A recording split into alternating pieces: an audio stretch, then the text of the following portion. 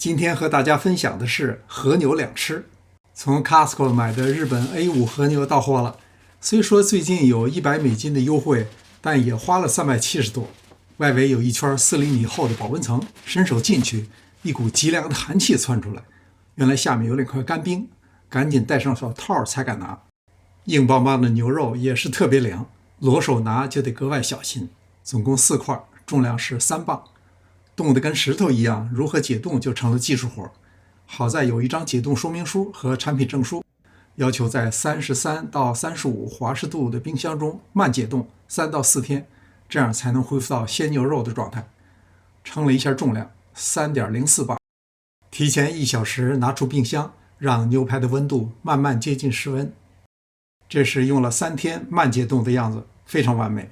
如果是快速解冻，冰晶融化太快，细胞膜破裂，肌红蛋白和氨基酸会流出，而慢解冻能让细胞膜逐渐恢复弹性，肉汁留在肌肉纤维中，所以渗出的汁水并不多，这对 A5 和牛更为重要。打开以后不要清洗，用厨房纸擦干表面就好。要是有人拿 A5 和牛去做红烧肉，肯定会被人嘲笑。和牛讲究的就是那份原味和油香，所以我只放盐，连胡椒粉都可以省。双面适当撒盐以后，静置30-40分钟。我要做1块牛排2吃，所以先切下1块，大约1寸宽，然后再切成适当的薄片。如果是生吃，当然是越薄越好。如果是煎烤，3到4毫米都可以。即使和牛非常嫩，也不能顺着纹路切，要看好纹路横着切，这样才能达到最佳效果。先要开抽油烟机，选一个厚一点的铸铁锅，如果用不粘锅，对锅的伤害会比较大。当锅底温度达到华氏380度，放入和牛，控制在中等火力，一定不要高温爆火急煎。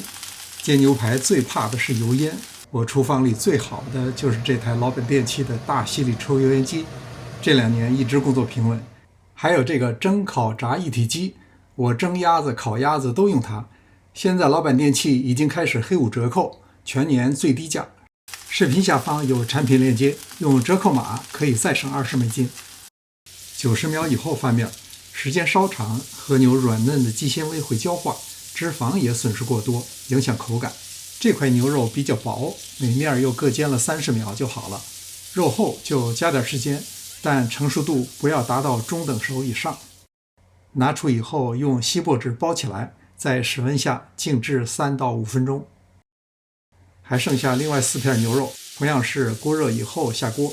我要搭配一个熟的和牛寿司，煎5到10秒钟翻面，再煎5到10秒钟。还要准备做寿司的米饭，也简单。